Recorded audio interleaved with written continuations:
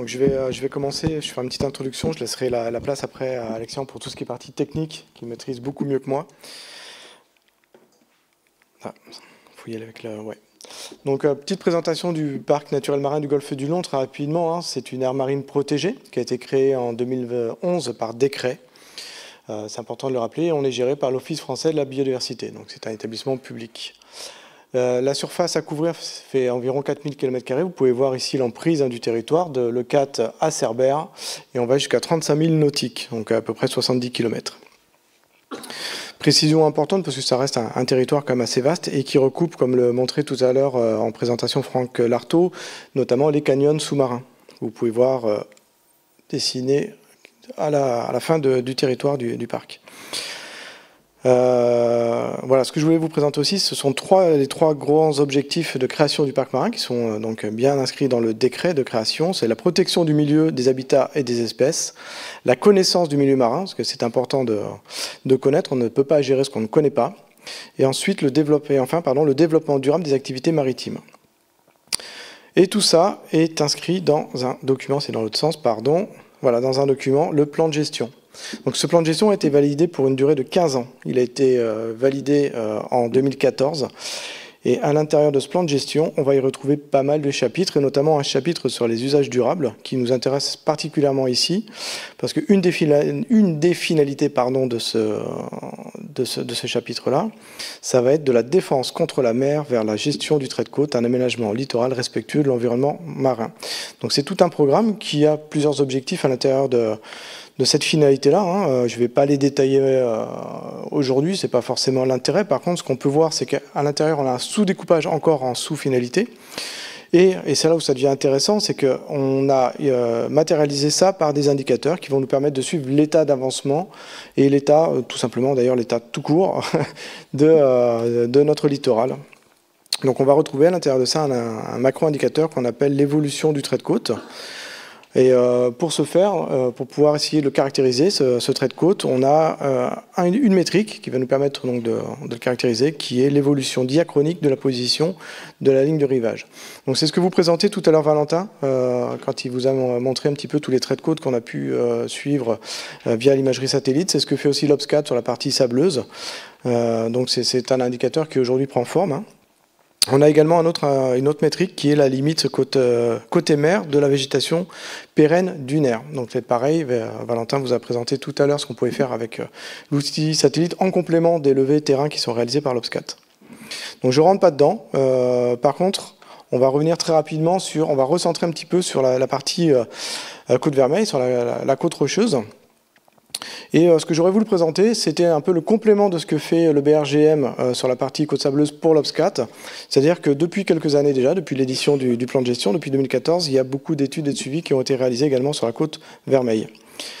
Donc dès 2014, hein, avec une étude qui a été réalisée d'ailleurs déjà par l'EID à l'époque, c'est la dynamique morphologique des plages de la côte rocheuse des PO, qui était pour la Dreal Occitanie,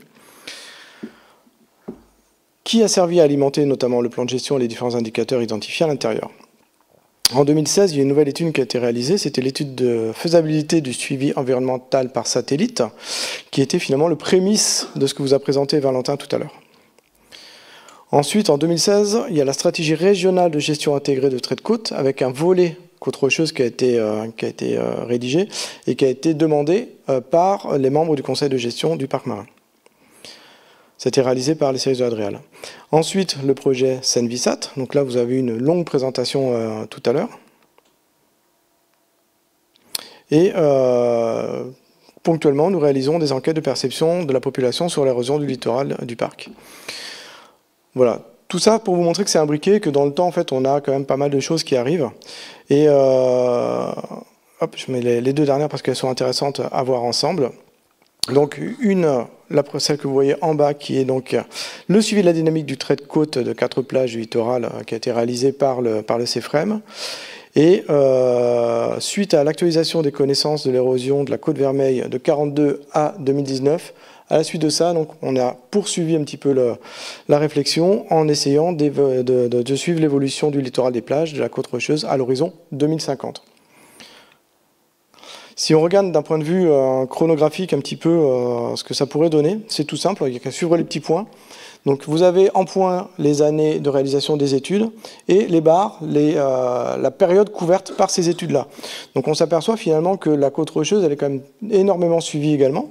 Alors pour l'instant, il n'y a que les études, hein, mais sur une durée de temps très très longue. Et je reviens à ce que disait Valentin tout à l'heure, on a sur les imageries satellites ou aériennes, on va commencer à 1942, soit pour avoir les premiers suivis, les premières informations sur ce littoral. Ce qu'on va aller voir de suite d'ailleurs. Voilà, donc cette étude de la Côte Vermeille là, de 42 à 2019 qui avait été réalisée par l'EID. Donc on est bien sur la côte rocheuse, on est malgré tout sur un littoral qui est peu étudié par rapport à la côte sableuse, hein, ce qu'on disait tout à l'heure. Par contre, il y a un besoin de mieux comprendre les mouvements du littoral. Et surtout, ce qu'on sait, c'est que cette côte rocheuse, elle est touchée par les risques littoraux, donc que ce soit les tempêtes ou les houles, et qu'il y a des dégâts qui sont visibles encore aujourd'hui hein, sur les digues, sur le baladoir ou sur les enrochements, enfin sur les falaises, pardon. Voilà, on peut observer aujourd'hui des éboulements et des chutes de blocs des falaises. Donc l'utilisation d'imagerie satellite haute résolution, très haute résolution ou d'images aériennes anciennes nous permet d'avoir pas mal d'informations intéressantes et c'est ce qu'on va aller voir de suite. Et notamment, ce qu'on peut voir, là, voilà, c'est des tableaux qui sortent un peu de cette étude. C'est de voir les surfaces de plage, l'évolution des surfaces de plage en différentes périodes. Donc là, on a l'illustration entre 1944 et 1952. Si on regarde un petit peu voilà, sur ce tableau l'évolution du trait de côte qui a été matérialisé par cette étude-là, on peut voir différentes évolutions, donc avec des plages qui ont tendance à avancer ou à reculer. Et ce qu'on peut voir, c'est vraiment l'effet des tempêtes sur ces petites plages de poche. Donc là, c'était l'exemple des criques de Portalis, pardon. Voilà. Et le dernier point que je voulais vous montrer là, c'était cette comparaison entre 1944 et 52, 1944 et 1952, où on peut voir, alors on voit c'est malgré tout, c'est pas hyper clair, mais vous pouvez voir l'évolution de la surface de plage entre 1944 ici et un état de référence qui était 2015. L'état de référence est en pointillé rouge. Donc vous pouvez observer que quand même de nombreuses années, finalement, ces plages de poche ont eu tendance à pas forcément beaucoup évoluer. Donc c'est ce qu'on voit là, hein. On a une tendance à une réduction des surfaces de plage qui n'est finalement pas significative sur le long terme. On a une dynamique qui est relativement lente et qui est moins marquée que sur la côte sableuse. On a des changements qui sont liés au remaniement du profil de bas de plage. L'impact des tempêtes est relativement fort et marqué quand même sur ces plages. Et puis après, on a une certaine résilience derrière, ce qui fait qu'on a une réduction des surfaces de plage qui est finalement peu significative. Sur ces plages de poche, ce qui est important aussi à noter, c'est que les risques existent. Hein. Il y a vraiment des enjeux, il y a des menaces sur les enjeux des plages derrière. Et voilà. Et oui, et le dernier point, et pas des moindres, c'est qu'aujourd'hui, les incertitudes liées dans cette étude font qu'il faut qu'on affine un petit peu ces positions de trait de côte, notamment sur une période un peu récente sur laquelle on a acquis pas mal d'images satellites très haute résolution, avec une rythmicité quand même assez importante et qui permettent d'affiner ces positions et donc peut-être d'avoir aussi une meilleure visibilité dessus. Et je crois que voilà, et on passe à toi. Je fais l'introduction. Allez. Donc la suite logique de cette étude, c'était d'essayer de se projeter à l'horizon 2050, donc en profitant et en affinant un petit peu les données récentes 2010-2020, histoire de fournir une tendance prospective à l'horizon 2050. Alors pourquoi 2050 et pourquoi pas plutôt, effectivement, notre plan de gestion se terminant en 2029, on aurait pu dire on se projette à 2029, on a voulu quand même garder un espace-temps assez intéressant, et donc 2050, ça permet d'avoir une certaine quand même profondeur de champ et de réflexion, notamment temporelle. Donc on voulait avoir cette tendance-là. Et surtout, et ce qui est important et essentiel à retenir, c'est que ce qu'on veut, c'est faire naître une prise de conscience. Voilà, rien n'est immuable sur la côte rocheuse. Et enfin, on voulait également identifier les enjeux publics qu'on pouvait trouver sur cette côte rocheuse et les enjeux que ça pouvait avoir.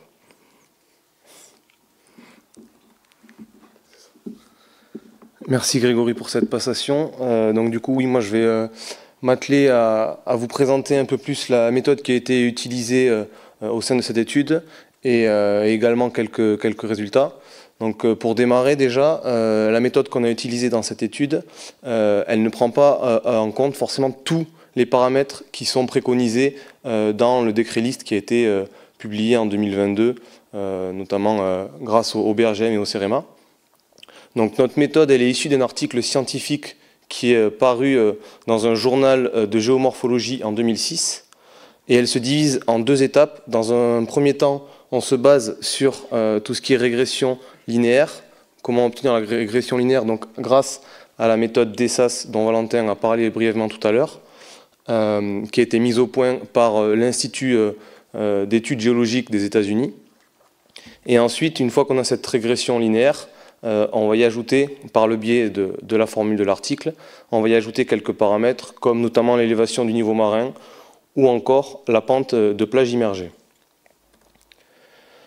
Donc, en ce qui concerne la régression linéaire, donc, par définition, c'est une technique d'analyse qui permet de prédire une donnée inconnue à partir de données connues existantes. Donc là, en l'occurrence, on cherche la position du trait de côte pour 2050. Du coup, on va le faire à partir de données anciennes de trait de côte. Donc là, pour l'étude, c'est des données entre 2009 et 2020.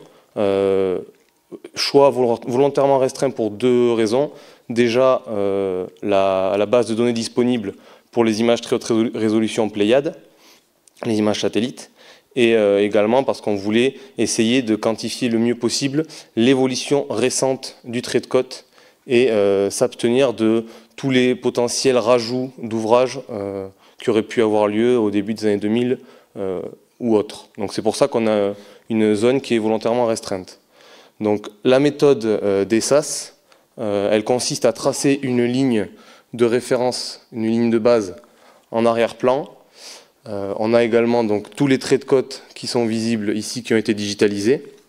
Et donc à partir de cette ligne de référence, on va générer des transects. Donc là, les transects, on peut les espacer comme on veut. Là, c'est des plages relativement courtes, donc on a mis des transects tous les 20 mètres. Et en fait, le but de chaque transect, c'est qu'ils viennent recouper tous les traits de côte. Et ensuite, sur chacun des transects, on va mesurer la distance entre la ligne de référence et l'intersection avec un trait de côte. Et on répète le processus jusqu'à obtenir du coup un taux de variation annuel de la position de trait de côte sur la période donc 2009-2020 pour chaque transect. Et pour obtenir du coup notre régression linéaire, on va multiplier, donc le dernier trait de côte utilisé c'est 2020, on cherche 2050, donc on multiplie par 30 ce taux de variation annuel pour avoir notre régression linéaire. Ensuite, une fois qu'on a obtenu notre régression linéaire, donc là voici la formule entière issue de l'article de 2006 de Durand et Hortefeux. Donc le petit r, ça concerne cette régression linéaire dont je viens de vous parler. Et à cette valeur, on va y ajouter l'élévation du niveau de la mer prévue pour 2050. Donc d'après les données du GIEC, ça oscillait entre plus 15 et plus 30 cm. Sur les dernières données, notamment sur le port de Port-Vendre, on est plutôt aux alentours de 20 cm. Donc c'est la donnée qu'on a pris pour l'étude. À cette donnée, on va y soustraire la valeur annuelle d'élévation du niveau de la mer. Cette valeur-là, en fait, on la soustrait parce qu'elle est déjà prise en compte dans les variations du trait de côte et donc dans la régression linéaire. Et enfin, on prend la pente de plage immergée. Donc là, on prend la pente de plage entre le trait de côte et la profondeur de fermeture, qui est la profondeur à laquelle, normalement, les vagues n'ont plus d'incidence, même en période de forte houle, sur les fonds marins. Donc là, on est sur une carte qu'on obtient après avoir fait cette projection. Donc la ligne en rouge, c'est la position estimée du trait de côte en 2050. Et on a une zone en bleu autour qui est une zone de tampon qui fait plus ou moins 8 mètres, qui est un peu la zone d'incertitude. Donc là, pour l'exemple que vous avez sous les yeux, on est au niveau des plages de Poly. Donc la plage au nord, celle de Bernardy, qui ces dernières années a plutôt une tendance à reculer légèrement sur la partie sud. Et donc forcément, ça crée un recul plus ou moins important pour l'horizon 2050, alors qu'au contraire, sa plage voisine juste au sud, qui est celle de Poly, qui a été plutôt stable ces dernières années, mais du coup, sur la projection de 2050, on observe cette stabilité avec tout de même un léger recul, mais voilà, plutôt globalement de la stabilité quand même sur cette plage. Donc pour chacune des plages principales de poche de la Côte Vermeille, on a généré des zooms, des cartes. Donc d'abord des cartes avec des fonds images satellites pour justement pouvoir mieux visualiser à la fois le recul, donc la perte potentielle de surface de plage sur ces plages de poche, et même voir également sur certains secteurs les potentiels impacts sur des enjeux comme des ouvrages ou bien des réseaux. Et là, sur l'exemple que vous avez sous les yeux, c'est un plan cadastre avec justement ces réseaux d'eau potable et d'assainissement pour chacune des communes de la Côte-Vermeille. Donc là, sur l'exemple ci-dessous, on est sur la plage du Faubourg à Collioure, et on voit que sur cette partie, c'est là où on a les reculs les plus importants. On va jusqu'à 15 mètres de recul estimé pour 2050, et pourtant, c'est sur la partie plus à l'est qu'on a une proximité entre le potentiel trait de côte 2050 et les réseaux, là en l'occurrence d'eau potable, sachant que sur ce plan, on ne le voit pas, mais il y a un mur de haute plage qui est même situé devant le potentiel trait de côte. Donc ça veut dire un mur de haute plage qui n'existerait plus potentiellement en 2050. Là, on est sur, donc du coup, ce que je vous disais, c'est-à-dire une carte zoomée sur une plage, en l'occurrence la plage du Boramar à Collioure, avec un fond image satellite de 2022. Donc on voit déjà qu'en 2022, la partie nord de la plage, elle est très très étroite, au contraire de la partie sud. Et en fait, cette tendance, elle se confirme donc dans la projection 2050, où on a un très léger recul sur la partie nord, et plus pour la partie sud, pardon, et plus on se déplace vers le nord, plus le recul est important. Et malheureusement, du coup, on voit que le trait de côte se retrouve derrière le mur de haute plage, et donc au niveau de la promenade. Donc évidemment, la méthode, elle ne prend pas en compte les murs de haute plage, donc c'est pour ça que je vous le montrerai après, mais d'ailleurs sur la diapo suivante, on a fait des estimations de la date approximative où le trait de côte serait au même niveau que les murs de haute plage dans l'hypothèse où il les dépasse. Donc ici, on a effectivement le trait de côte qui devrait se retrouver derrière le mur de plage actuel. Donc du coup, d'après les estimations les plus pessimistes, à partir de 2032, on pourrait avoir la position du trait de côte qui serait au même niveau que le mur d'eau de plage.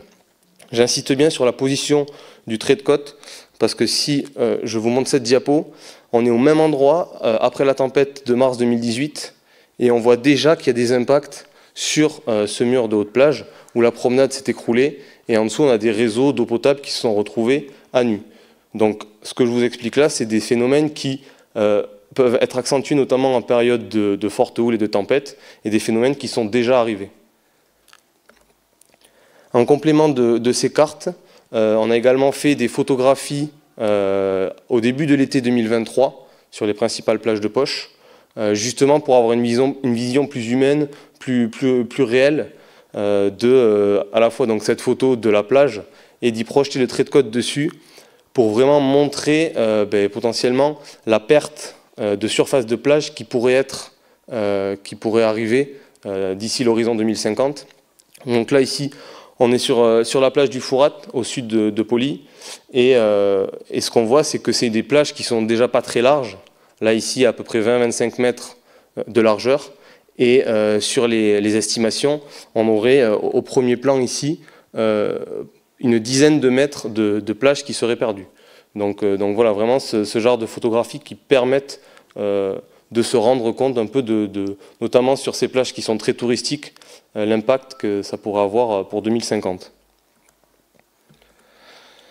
Et pour finir, donc ça c'est une petite carte qui moyenne justement les valeurs. Donc là c'est les plages qui présentent le plus de recul. Donc tous les transects qu'on a sur chacune des plages, on les moyenne pour chaque plage pour avoir une moyenne de la plage.